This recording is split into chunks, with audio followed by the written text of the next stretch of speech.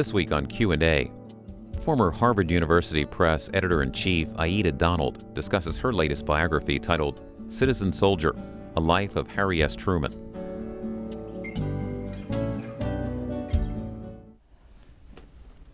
Aida Donald, why did you write a book about Harry Truman? Well, I wanted to do another biography, having written about Teddy Roosevelt, a book published 5-6 years ago, and had great fun writing about Teddy, and looked around for another president that I might enjoy working on for a few years. And I came upon Truman, who, by the way, I remember because I'm old enough to remember him. And Truman had two big puzzles in his life. And I said, you really have to write about someone that has puzzles because it gives you something to work on, to work through.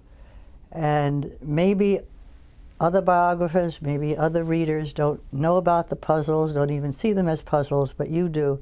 And that's how I chose Truman, and worked very hard on the two puzzles, which turned out to be very important to his career. And it kept me working. It kept me very interested in this man from the Midwest, this man with a high school education who accidentally became president in momentous times in our lives. What were the two puzzles? The two puzzles were succinctly this. The first was, this is a man who got into politics having failed in many businesses as a young man. And the only way to get into politics in Missouri was to be part of a machine. There were two machines, and he hooked up with the Pendergast machine, which was unarguably the most corrupt and often vicious machine. And I said to myself, how did this happen? How could he possibly work in this machine in local politics? That was the first thing I had to work out. The second, of course, is what we all know about, and that is, how did he come to use the atomic bomb? What was behind the decision? What's the story about the atomic bomb before he became president and then when the decision was on his desk? It's still a controversial story, and I wanted to know more about it. So it was a puzzle for me, and that's why I chose Truman. Now, I'm going to come back, of course, to Mr. Truman, but it's interesting to me that this is the first time you've ever been on television. Well, I think most people haven't been on television, a country of 320 million people, but it is my first time, and I know being with you, I'll enjoy it. But the audience needs to know right up front that Yeah. you were married, your husband's now Yes. deceased, to a man that was on television a lot. Yes, he was. He was my wonderful husband, who died 3 years ago, who wrote, I think, marvelous books and was a great teacher. But he was the one on television. He was our star. And I never was on television. David You're right. Herbert Donald. Donald, right. A man with three first names. Three first names, except the Herbert is a family name. His mother was a Herbert, and his mother loved her side of the family, and he wanted to memorialize that side of the family. And so when he was given the name Herbert, it was never a first name, but it was a family name. He never used it until very late, and the story is very simple, and that is, when our son was born, we set up trusts for his education and things like that, and he had to use his full name legally. And so he put Herbert in, and he said, well, I guess I better start using it on my books and everywhere else. And I said, I don't really like it. And he said, but that's my name now. And that's how the Herbert got used. Where did you get the name Aida? I got the name from, I'm Italian. My parents were Italian. My mother came here as a baby. My father came here at age 21. They would not let him leave Italy till he served in the Army. It was a formative experience for him because he was very tall, and so when he was conscripted, he was put in the King's Guard. And so wherever the little king went in Italy, my father was part of his little cavalry. And the king loved opera, and so they spent a lot of time at La Scala in Milan, among other places. And my father became a great opera lover. So when his second daughter was born, he named me Aida. So it's not a family name, it comes from La Scala. It comes from the little king who allowed his little cavalry to go everywhere with him, and he loved music. In the book, one of the first things that I guess I'd never seen it before, I learned that Harry Truman's wife, Bess, had a father that committed suicide. Yes. What impact did that have on the story, and when did you find that out? That had a great impact on Bess. First of all, she was so sad and so depressed, and her mother was so humiliated by having a husband who took his own life, because in those days it affected the whole family and the reputation. She took the family and she went to Colorado for a year. She just escaped with the kids because the humiliation was so great. And all of her life, Bess Truman was afraid that this story would get out, because people thought if you committed suicide, you were insane, and therefore you carried an insane gene, which children and grandchildren might inherit. So when Harry decided to go into public life, she was very unhappy because she said this story might get out. And he said, I'll protect you as much as I can. In fact, they never told their daughter Margaret about this episode of the suicide until she was a grown woman. And she resented that, but she got over it. So Bess never liked public life because there was this dark secret that would come out, would humiliate her, and would, in effect, say your gene pool is impure. But it never came out. Harry protected it, and he went to his grave as she did, and it was not public knowledge, ever. Where did you find it? Well, it's in the papers, the Truman Papers. It's in letters. It's not hidden in the papers, and it's just there. And there are also in the papers stories about how her friends helped her get over this. She was a young girl she was a teenager when this happened, and her friends did their best to comfort her, but they said they couldn't do anything. She would not be comforted. It was such a smashing world event for that family. It almost ruined the family. Why did you spend not so much time, but a lot of time on Harry Truman pursuing Bess? Is it Wallace? Was that her last name? Bess Wallace. I don't know what it was about Harry, who claimed, at age 6, I fell in love with this blonde girl with curls and blue eyes. She sat in the class ahead of me and never loved anyone else all of my life. And he never did. He had no girlfriends. It was just Bess. And I don't know enough about the psychology of a man who will all of his life wait for a woman. He was 35 when he married her. She was 34. She had boyfriends. She had wealthy boyfriends, but she didn't marry them. And I think what held her back was the possibility that they might find out after she married them about the suicide.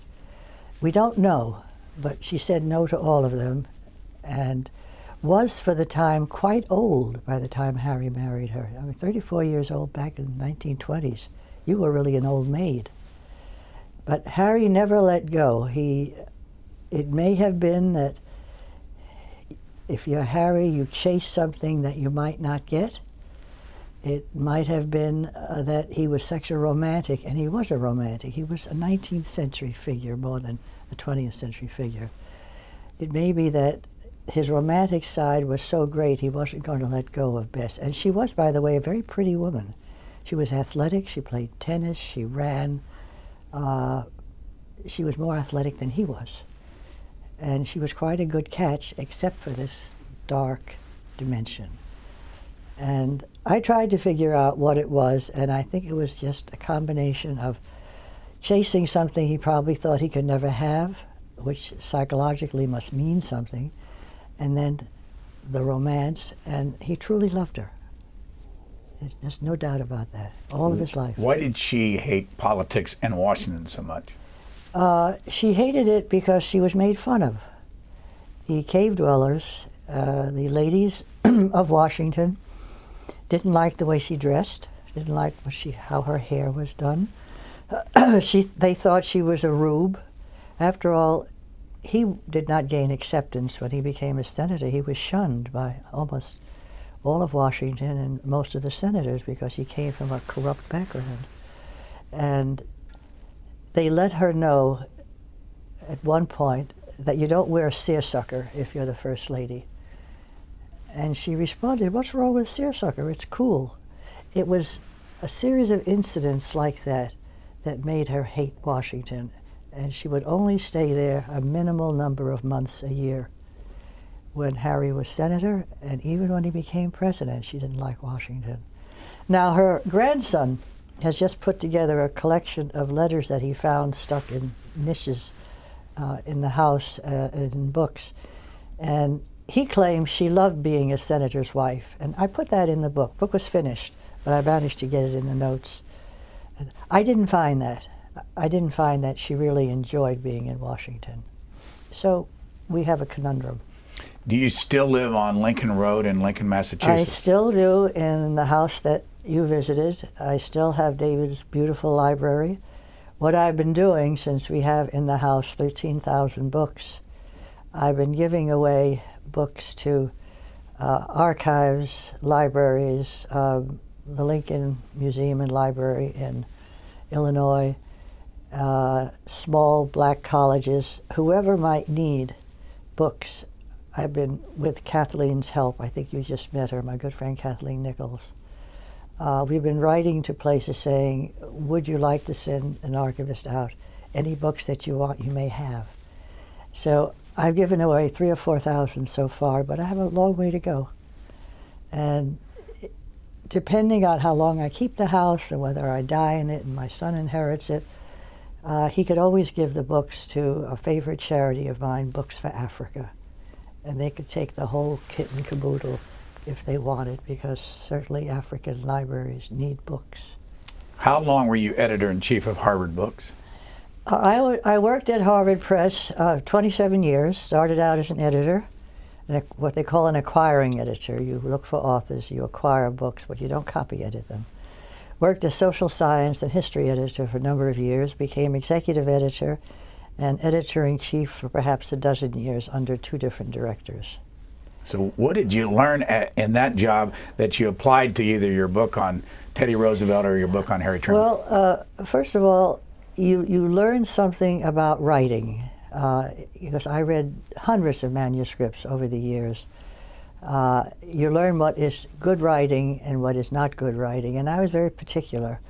If even a quasi-famous author submitted a manuscript and it was badly written, I would turn it down, or I would say, please get some help. Get yourself an editor and rewrite this. It's an interesting story, whatever it was, but it's badly written. And of course, I made a few enemies by doing that.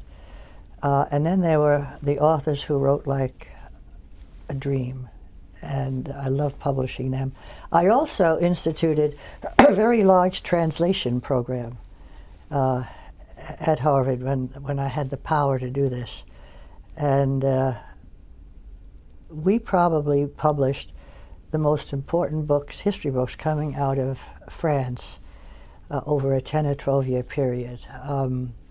What the French were writing about was what they call the longue durée, history over 400 or 500 years, not history of 10 years or last year or yesterday. And one of the series was called The History of Private Life, which was an enormous success. No one had ever written a history of private life. What is private life? What do we mean by private life? And History Book Club took it up as a main selection, but we sold tens of thousands of copies of that book that I got a wonderful translator for, who was young and then later won lots of prizes as he became known, Arthur Goldhammer.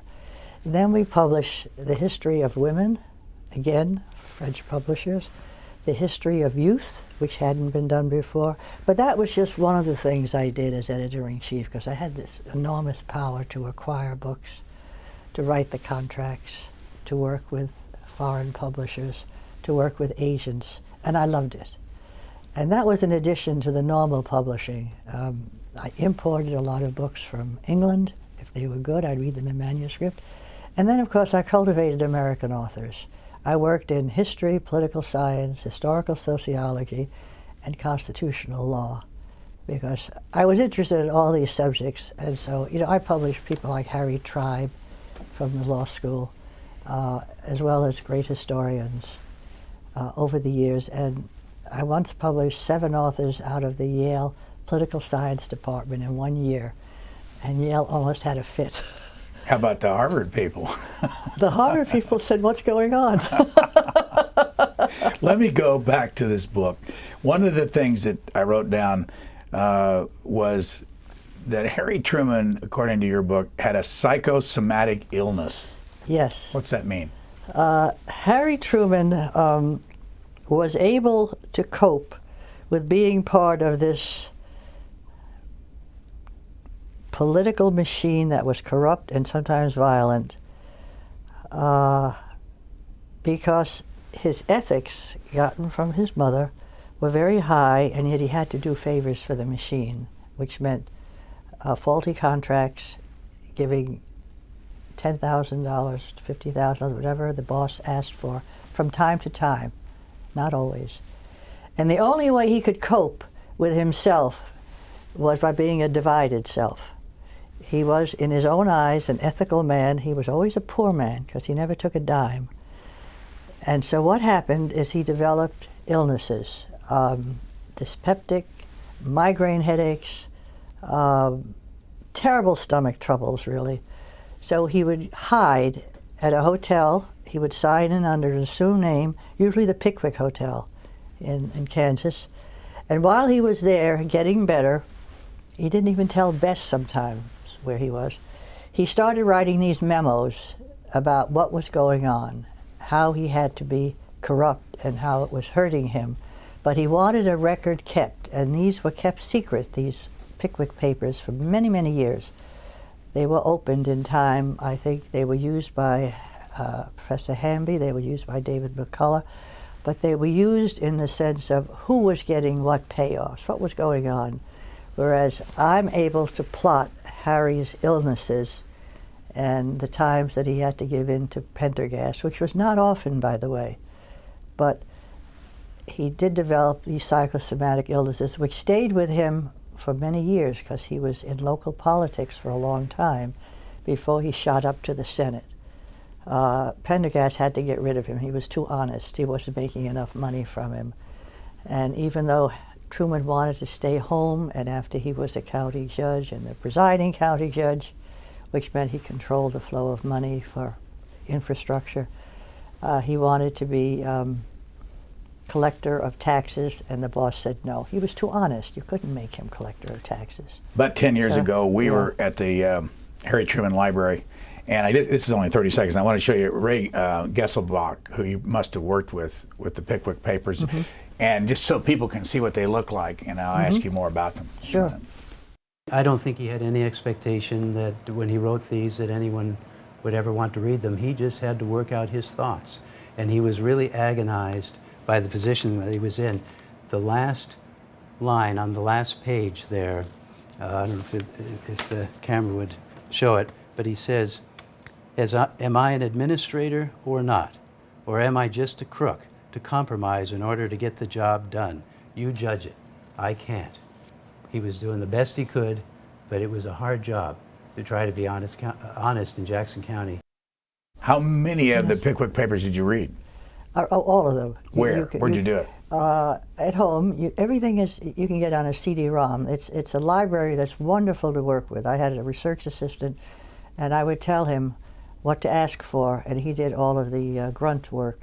And so I've got all this on CD-ROMs and sometimes Xeroxes. So I did read them all. And that is a wonderful statement, because he said that more than once. Am I an ethical fool? Everyone else was getting rich. during the time he was county judge, there were 2 bond issues in the county of $60 million. First there was a $10 million. This is the 30s, the 20s, and slightly into the 30s. So $10 million was a lot of money to spend on infrastructure. And Pendergast says, you'll never get it. They have to vote for it. He got it. He went around and he said, we need it. And then the second one was $50 million. And Harry Truman built 162 miles of concrete roads. Before then, they were all dirt roads covered with oil. He built 2 beautiful city halls. One was an Art Deco style, which he chose, and one was Federal style, which he chose. He built culverts. No farmer was more than a mile or so from one of these very good roads, because in addition to the main roads, he built little spurs in concrete so the farmers could get their crops to the market. And then I think I mentioned that he wrote a little book about what he did. Did not put his name on it, but he wrote it. And it's a beautiful little book that you can still get from through Amazon and sources. So he spent the money very wisely, though, as we know from the Pickwick Papers, every now and then some slipped away. And he says in one of the Pickwick Papers that if he had been a crook, he could have made $1.5 million. But he said, I never took a dime. And he said, I was always poor, and I'll remain poor. And he was poor. Did he ever own a house? Never owned a house. He always lived with his mother-in-law and her mother before she died. And he did not own the house with Bess until all the old folks were gone. 219 North Delaware. That's right. And where, Independence? Independence, Missouri. Would you give us a sketch, just a brief sketch about his life? Where was he born? And he was born in Lamar, Missouri, 1884. He lived to be 88. He was the son of an improvident farmer and cattle trader who went bust and could never really support the family.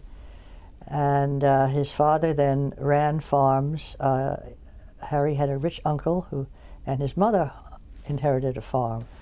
And so he became a farmer. He started out, couldn't go to college because his father went bust. So he started out in banking. He was a very good teller and manager of money. His father called him back and said, we now have these farms to run and we need you. And he didn't want to go back. He hated farming. But he did. And he became one of the best farmers in the area. He sent for books and he learned how to rotate crops, and he could do a straight furrow with the horses. And he would have a book in front of him. He said he read more books while the horses were doing their thing. And he grew hay and oats and whatever farmers were growing. But he says in one of the letters, I never made a dime in farming. They were never successful, always poor, with huge mortgages. And he did that for 10 years.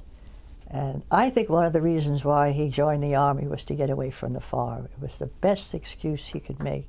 He could not just leave. His father died in 1914. Couldn't just leave because he had a mother and a sister and a brother.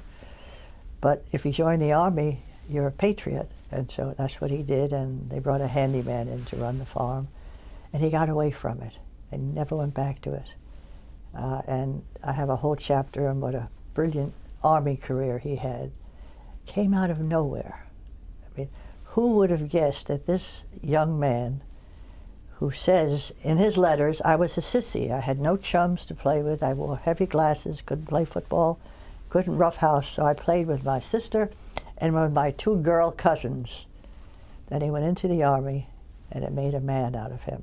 And I do a lot with that because when he came out of the Army, he was so masculine, he was ready to conquer the world, which is what he ultimately did. How long was he in the Army? And what? About 19 months, give or take. He got out in 1919. How much of combat did he see? He saw a lot of combat. He was a battery artillery commander, and the records show he had commendations. The records show that he was excellent and probably the best in that whole sector or series of sectors. He kept the guns so clean. He protected the horses. He took a rowdy bunch of what he calls Irishmen, I'm just quoting, and turned them into a first-rate battery, and the men loved it. If they did not respond to his discipline, he threw them out. He said, I'll court-martial you, but you must follow me. In fact, when he met them the first time and they saw this 5'8" thin guy with big glasses, they said, this could be a real pushover. And they had lost 4 captains because they were such a rowdy bunch. And he looked at them and he said, I want you to know one thing. He said, I don't have to go get along with you. He said, you have to get along with me. Dismissed until the morning. And the next morning, he looked up their records and he busted 4 right on the spot. He promoted a couple that showed promise. He brought in some new guys, and he started to polish up the team and make it a really good team. And it was noticed what a good leader he was, because he was sent on to artillery school, both in this country, then when he got to France, because he didn't know trigonometry, he didn't know algebra, he didn't know how to use the guns, how to raise them, how to turn them. All of that had to be learned in school, and he was a good student. He said it's the toughest thing he'd ever had to do, to go to those artillery schools. And the one in France was Napoleon's artillery school. It was a very elite group. And he said he was surrounded by these guys from Yale who looked down upon him as a high school graduate. He said, but I told them, I showed them, I'm as good as they are, he said. When was he elected to the Senate? 1934. How many terms? He was reelected in 1940, second term, and was chosen vice president in 44. Why? Well, it was a simple one-sentence reason, and that is, as second place on the ticket, he would lose the least amount of votes of all the candidates who wanted to be vice president. People like Jimmy Burns from South Carolina, and a host of others. Alvin Barkley sort of wanted it from Alabama. And they were at 6s and 7s, and Roosevelt was playing his usual game of toying with his aides, saying, oh, I like Jimmy Burns, oh, I like Alvin, oh, I like this guy. And they weren't getting anywhere until finally Ed Flynn, who was the boss in New York, powerful machine politician, went down to Washington and he said, this has got to be settled right now. And what we've got to do, we've got to choose the man who will lose the fewest votes. So it's got to be Harry Truman. And everyone said, he doesn't want it. He's been asked 2 or 3 times, and he has said, I don't want to be vice president. And they said, we don't care. Someone call him. Well, someone did, and Harry responded that unless the president called him, he wouldn't know it really was true that Roosevelt wanted him, because Roosevelt didn't like him. I mean, he thought he was still a Pendergast crook. Truman was not his kind. He was not an Eastern elite guy who went to Harvard or Yale and spoke with the broad A accent. It was a Midwest politician with a high school education. But FDR got on the phone and he said, I want you to run with me. And he said, well, why didn't you say so from the beginning? And then he started to curse. He had a barnyard language when he was very angry, and only with men in the room, never with women. And if you had told me this from the beginning, I would have said yes. So he agreed to run. Bess was not happy, though by the time they got to the convention, she was very pleased, and Margaret was delighted. They jumped up and down. His daughter, Margaret. His daughter, Margaret. Now, do you remember, was FDR, when he ran again, was he inaugurated in March or was it January back then? No, it was March. So FDR dies April 12th. He dies right away. Right away. Yeah. Truman was vice president for literally 82 days. And being Truman, he actually presided over the Senate. You know, nowadays the vice president doesn't bother with that unless his vote is needed to break a tie. He was there every day presiding. He said, that's my job. I'm the head of the Senate. And there's an interesting story of how he was in Sam Rayburn's office. Sam Rayburn used to call in some senators at the end of the day to prepare them for the next day's business, and got a phone call from the White House. Get to the phone right away, and so he picked up the phone, and at the other end they said, get to the White House as soon as you can. So he grabbed his hat and dashed out, and he had a car, of course. They gave him a chauffeur when he became vice president. Went to the White House, was taken upstairs to the second floor, which is the family floor, was met by Eleanor Roosevelt, and he looked up and she said, "Harry, the president is dead." And, you know, he was in total shock. And he said, "What can I do for you?" And she said, "Harry, what can we do for you? You're in trouble now." And that's how he became president. Well, to jump into one of your two points that you were trying to make in the book, if he took over on April the 12th, 1945, VE Day, European theater, ended May 6th? 6th, yeah. Of the same, so from April 12th to May 6th. Yeah, that's right. And then, when was the Potsdam Conference and what was July. July, the Russians, the Soviet Union, the Americans, and Clement Attlee had replaced Winston Churchill in an election. We've got some video just showing Harry Truman. Yeah. I mean, he's thrown into this by July. That's to settle the problems before them. There he is with Joe Stalin. Yep, and there's Jimmy Burns to his right.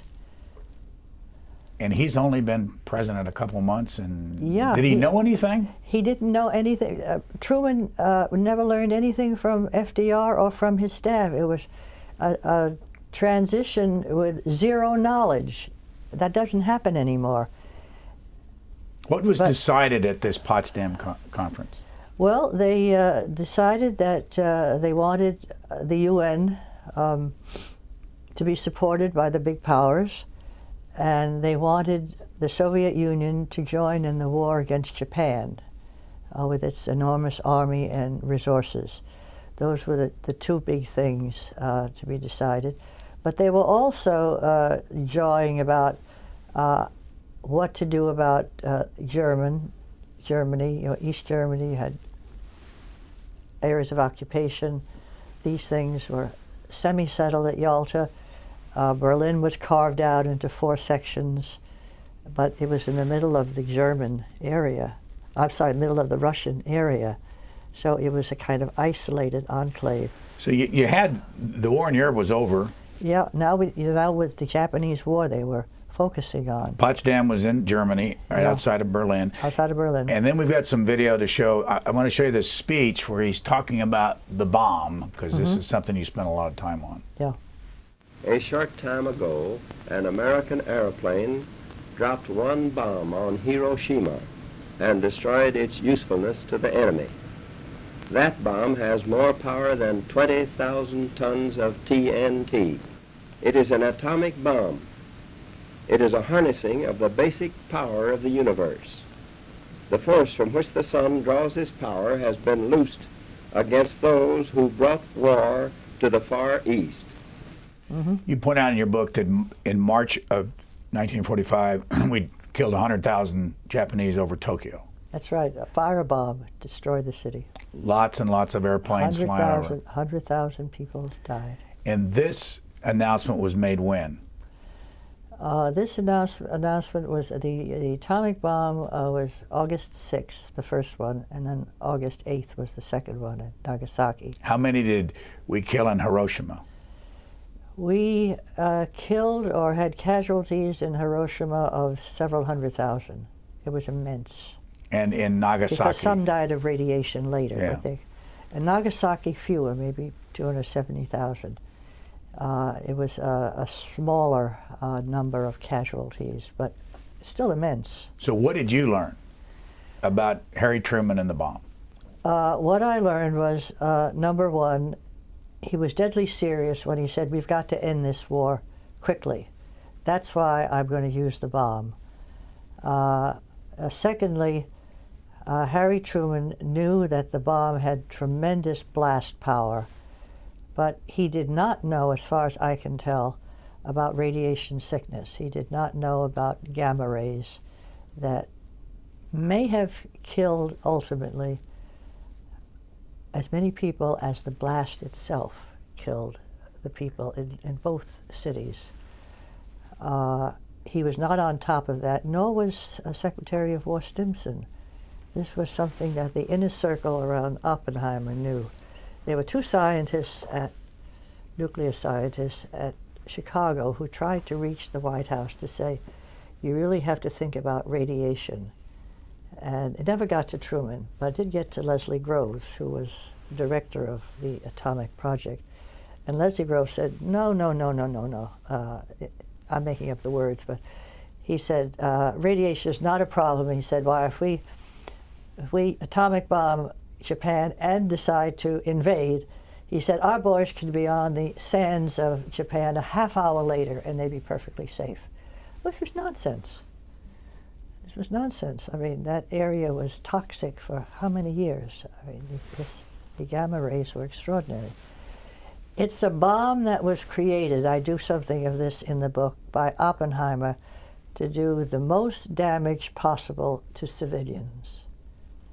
He knew what he was building, and he threw aside the notion of let's test it on an island and show Japan the power of these 3 suns that we're making in this bomb that will destroy the island. He said that won't work. If you want to end the war, you've got to, in effect, he didn't use these words, a terror bomb. This is what he created. Those are my words. This is something that has to be exploded in the air. It's not going to touch the ground and go up. It will explode and it will rain down destruction and destroy everything in a 3-mile area. So I must have cities that have not already been conventionally bombed so that you'll know all the destruction was the bomb in each city. And that's how the war will end, he thought. How soon after the bombs were dropped on Japan did the war end? The emperor decided by about August 14th that it was over. His clique, military and otherwise, wanted to continue the war. And as a matter of fact, after the bomb was dropped on Nagasaki and the Japanese did not indicate they wanted to surrender, and it had to be unconditional. That was the Potsdam Declaration. Unconditional. Unconditional surrender was what the Potsdam Declaration demanded from Japan. What Truman did is to say, okay, now return to conventional bombing. That's enough. We'd have 2 bombs. People have thought that's all we had. We had more bombs. Truman ended it. We had a 3rd one on its way to Tinian Island to be put together. We had as many as 10 more being built. So that story is not a true story. So we went back to conventional bombing August 13th, and on the 14th, the emperor decided, and this will be all in ashes, and he told his government that they were to surrender. His war minister was so upset he went home and committed hara-kiri. The clique around the emperor wanted to fight to the last man, as they had in all the islands, Okinawa, Iwo Jima, you name it. They were told, you may not surrender, you fight to the last man. The people were told they were to fight even if they only had broomsticks. They must fight an invasion, which we had planned for November, early November 1st, I think. The plan was to surround the islands with the Navy, a total blockade, an invasion of American troops up to 500,000 perhaps. Figures are tossed about, we're not quite sure. Right onto the islands, and then just keep moving up from one island to another until they collapsed and decided to surrender. Did you find, to some satisfaction, the reason why Harry Truman decided to drop the bomb? He decided to do it, he said, to end the war quickly. And he said, by doing this, I may have saved up to 500,000 boys' lives, American soldiers. Now, probably 250,000. The figures are hard to decipher because everyone had different figures. You know, Hoover said 1 million boys would be needed. Marshall said, I need 500,000. All this kept flowing back and forth, but Truman believed that he saved at least 250,000 American casualties, which is a lot of American boys and a lot of families if we had to invade and march through to Tokyo to get a surrender. We talked about Captain Harry Truman fighting in World War I, Yes. making the decision to drop the bomb in World War II to end it, and now I'm going to show you some video from an Arts and Entertainment A&E network. This is back in '95, and then we'll ask you about this, which was the next war that he was involved in. The revelation of MacArthur's rebellious letter to a congressman was Truman's final excuse to act. I have therefore considered it essential to relieve General MacArthur so that there would be no doubt or confusion as to the real purpose and aim of our policy. Truman's action was gruff and humiliating. Word came to Japan over the radio. MacArthur had no time to address the Japanese people, but they lined up 10 deep to say goodbye. In the United States, he was greeted by a storm of adulation that stretched from coast to coast. Many believed that his appearance before a joint meeting of Congress was the opening salvo in his bid for a presidential nomination. Why did he fire Douglas MacArthur? Okay, I have a whole chapter on Korea, which was, for me, a very difficult chapter to write because I came to the conclusion, after I did all my research on the Korean War, that it was a mistake. This was a war, and in some places in the book I call it Atchison's War. This was, I think, an unnecessary war. What happened very quickly was the North Korean Communist government crossed the 38th parallel, which split Korea, that was agreed upon in peace treaties, and immediately started to overrun South Korea without consulting with the president, who was back home in independence. Atchison went to the UN and said, we've got to do something about this, we've got to stop it. He called Truman, and Truman said, I'll come right back, I'll hop on the plane. He said, no, get a good night's sleep, come back tomorrow, there's plenty of time. And he did, he flew back the next day. And Truman was furious with what was going on, because we now had the Truman Doctrine, which said, if the communists try to take over countries, we will block them. We'll give money to Greece and Turkey in 1947. We will have an airlift to Berlin when the Russians blockaded it. We had red lines, and the North Koreans had crossed the red line. And he was furious, and so he backed Atchison and sent the army to push back the North Koreans. MacArthur was in charge, and he was told not to do several things, not to do anything on the other side of the Yalu River when he got that far. Where was the Yalu River? Up North Korea, separating China from North Korea. Not to cross it because you might bring China into the war. Not to do anything to aggravate Russia because Russia was greedy for any colonies, anything it could grab. And I'm not going to give you the atom bomb. You're not going to be able to use it. So there were 3 things he was told. Well, MacArthur said, oh, don't worry, the Chinese are not coming in. So he got our army up to the 38th parallel, and a decision was made, and the White House knew. They decided to cross the parallel to get into North Korea and destroy the North Korean army. This was an agreed upon decision, and we did indeed push back the North Koreans, but it triggered the Chinese, who came rushing in, hundreds of thousands. And Truman said, but I was promised they wouldn't come in. Intelligence told MacArthur, and MacArthur told me this wouldn't happen. And here we are, fighting hundreds of thousands of Chinese. Well, the Chinese, as we know, pushed us all the way back. Back to Seoul? Yeah, beyond. They took Seoul back and pushed us back. And MacArthur started to give press conferences. and he asked for the use of the bomb, and Truman said no. And Truman didn't think he was going to be listened to, and so instead of calling MacArthur back for conference, he decided to fly to Wake Island, as we know, famous flight, 21 hours, and sat down with MacArthur and repeated, we don't want the Chinese in this war, but they're in it. We don't want to do anything to bring Russia in, and you're not going to get the atomic bomb. Now, what are we going to be doing? And he said, I can handle it. You know, give me the troops I need, and it'll be all right. So Truman thought, okay, he understands what I, the Commander-in-Chief, have told him to do. Flew back home, and MacArthur decided a strategic blunder. He split the army. We had an enormous, very good army.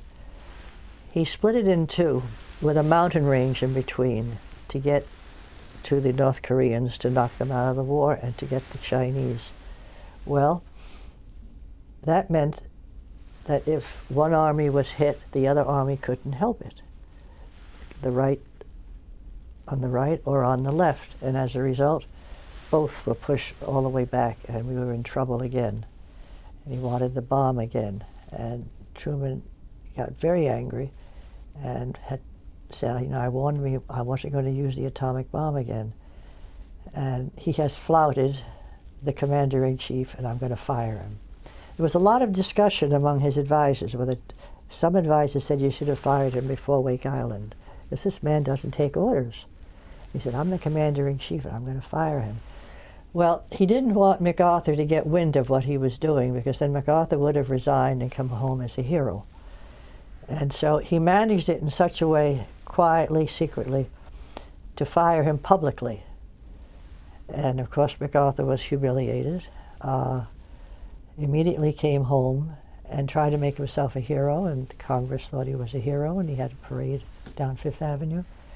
But Truman said, it's important in this stage in our history that the president is Commander-in-Chief, and the generals have got to listen to him. When he gives an order, it must be obeyed.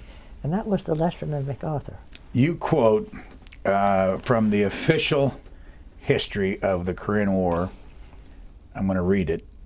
So we killed civilians, friendly civilians, and bombed their homes, fired whole villages with the occupants, women and children, and 10 times as many hidden communist soldiers under showers of napalm, and the pilots came back to their ships, stinking of vomit, twisted up from their vitals by the shock of what they had to do. Yes. Where did you find that? That's in the records. U.S. Letters, history. U.S. Yes. Official U.S. Yes, history. that's right.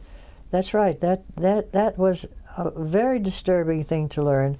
What we did when we withdrew, when the army withdrew from the North Korean side of the line, 38th parallel, we devastated everything from their capital to the 38th parallel. We bombed them, we napalmed them, we shot them. No house was left standing. People were all killed, women, children. It was total devastation, and our army did that under orders. And it made the American boys who were, you know, our American soldiers were always gently raised by their mothers. It made them sick.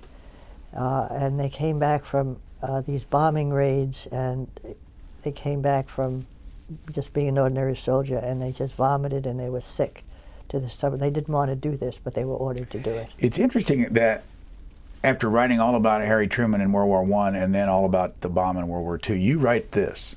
These are your words. The Korean War transformed the United States into a very different country. It soon had hundreds of permanent military bases abroad, a large standing army, and a permanent national security state at home. We can add to that a huge nuclear force, a penchant for invading foreign countries, on little or no evidence of danger to the U.S., and a government not always protective of civil liberties. Am I right that that's you right there? That's me. That's you. That's me. We came out of that war as a different country. Most people don't say that. They always say Vietnam. No, it started with, I think it started with Korea. It started with the kind of war that we finally fought in Korea. Truman couldn't end it, as we know. He could have run again, but the war was still on, it was still dangerous, and it was Eisenhower who ended it, but that's a different story. He let it be known that he might use the atomic bomb. It was a secret, you know. We might use it, so he was able to end the war. But Truman set up loyalty programs in this country because he was being accused of being communistic, and he had communists in the government. We had disloyal people, that's why we were losing the war. You know, people were sabotaging us. And so he set up this kind of state, which we still have with us now. We don't have loyalty oaths anymore, but we have what Eisenhower later called an industrial military complex, which runs half the economy and which is very warlike and makes us go into countries we don't understand their history, we don't understand their culture, but if we think they're going to be communistic, we send an army, we get beaten badly, as we did in Vietnam, we withdraw, and then years pass and we do it again, and we go into Iraq, we're now in Afghanistan still.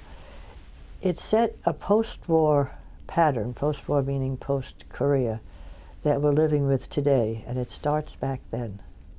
That's what I think. We got to ask you some personal questions. Yes. It's not a long book. It's 265 pages, something like that. When did you start it? I started it in 08, I think. Your husband, David Herbert Donald, Yes. was he sick in that year? He died in 09. He was not feeling well, but we didn't expect him to die. He was awaiting a heart operation. He had blocked arteries. And while awaiting the operation, he died 2 days before of heart failure in the hospital. At what age? He was 88. Those that don't He's remember old. him, I've got to show this clip of, this was in the Boston Public Library. I was there moderating a panel, and he was on it, and let's take a look at Mr. David Herbert Donald. Tell us about your feelings about biography. I guess I do biography because I'm a frustrated novelist, and I don't have very much in the way of originality. That is, I can't create plots, and I can't create new characters. On the other hand, I like to think that I can take a historical character and try to bring him or her to life.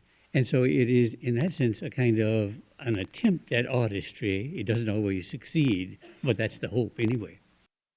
So what did you two learn from each other? Well, you know, I find that very interesting, and I'll tell you just a little story. When I started the Theodore Roosevelt, I showed him the first chapter, maybe 2 or 3 chapters. It was a while back.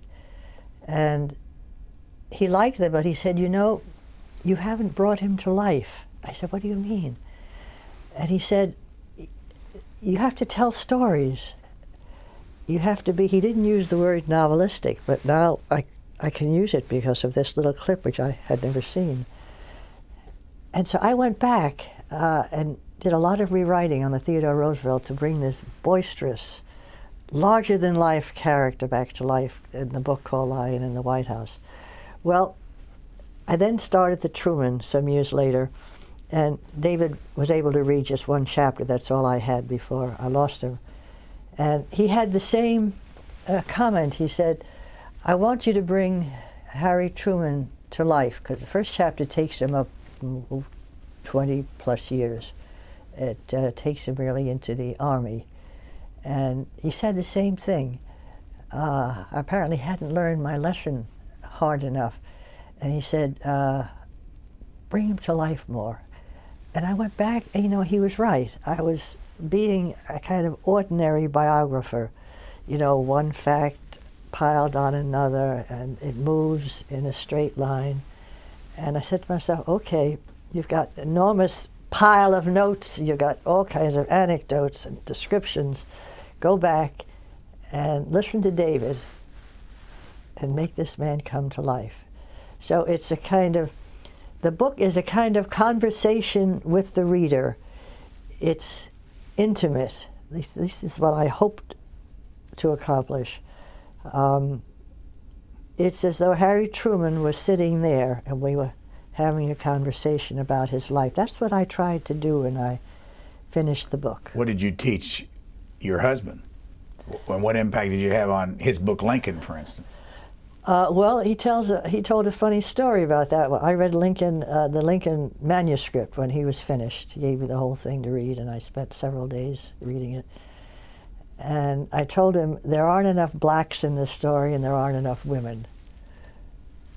And he said, oh, that's interesting. And he went back, and he did some additional research and writing. And he loved to tell that story whenever we were together and he was at a group giving a talk on Lincoln. And he was saying, I have to mention my wife. She said, put more blacks in, put more women in. And that's what he did. And it rounded out the Lincoln picture much more than the first draft did. From this book, which is titled Citizen Soldier, on Harry Truman, the moment where you went, I didn't know that, besides about Bess Truman's father committing suicide? Well, I certainly didn't know any of the military history. I'm not a military historian, so I had to learn about what World War I was all about. And of course, so much of it was fought before he even entered the Army. He started in 1914, but I had to start back there. So I had to learn military history. I had to learn a lot about local politics because I, as a New Yorker, never liked machine politics in New York City or New York State. It was always, to me, dirty, and it sullied democracy as we know it.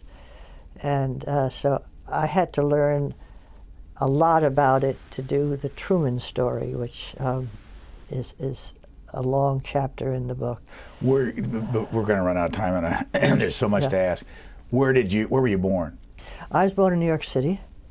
I went to public schools in New York City. I went to Barnard College in Manhattan, which is across the street from Columbia.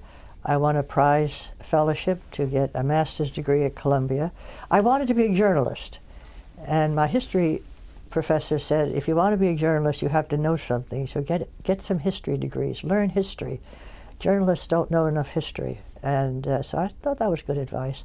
I fell in love with history in the master's program. I didn't have any money to continue, so I was told to apply to Rochester, which had 4-year fellowships, and I applied and got one. So I was going to be a historian, and I stayed at Rochester for 2 years instead of 4, took my comprehensives, passed, came back, and started teaching at Columbia. So I fell in love with history at Columbia. And you met David Herbert Donald where? I met him at Columbia. He was one of 2 young professors they had just hired, he and Bill Luchtenberg, and I took his lecture class and I took his colloquium in the middle period of American history. And you were married for how long? We were married 54 years. But it didn't, just like, Prince William and Kate, it didn't take right away. There were gaps. I met him, and then I went off to Rochester, and he went to Wales at Fulbright for a year. And I was busy working on my PhD, and lived in New York, so I came home to see my parents, and I called him because I needed some advice about history. And he said, oh, come on up and have lunch with me. I'm back from Wales. So I went and had lunch with him, and it was a very nice lunch. He was always so good to his students.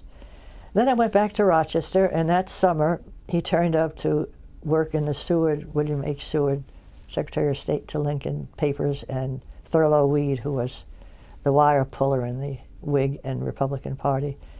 And we met again, and we had mutual friends.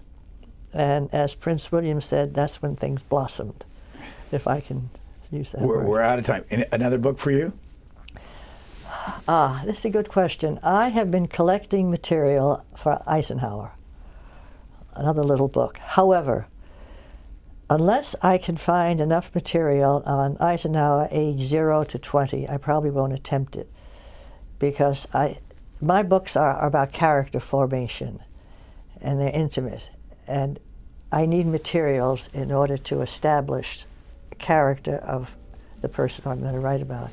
And I don't know if the materials exist. I'm collecting, and I'll see whether it works out or not. If there's not enough material, it's a no-go. I'll go on to something else.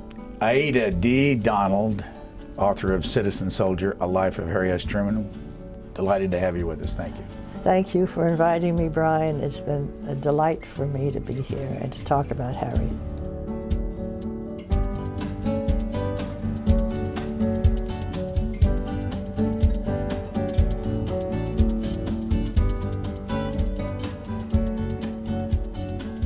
For a DVD copy of this program, call 1-877-662-7726. For free transcripts or to give us your comments about this program, visit us at qna.org. Q&A programs are also available as C-SPAN podcasts.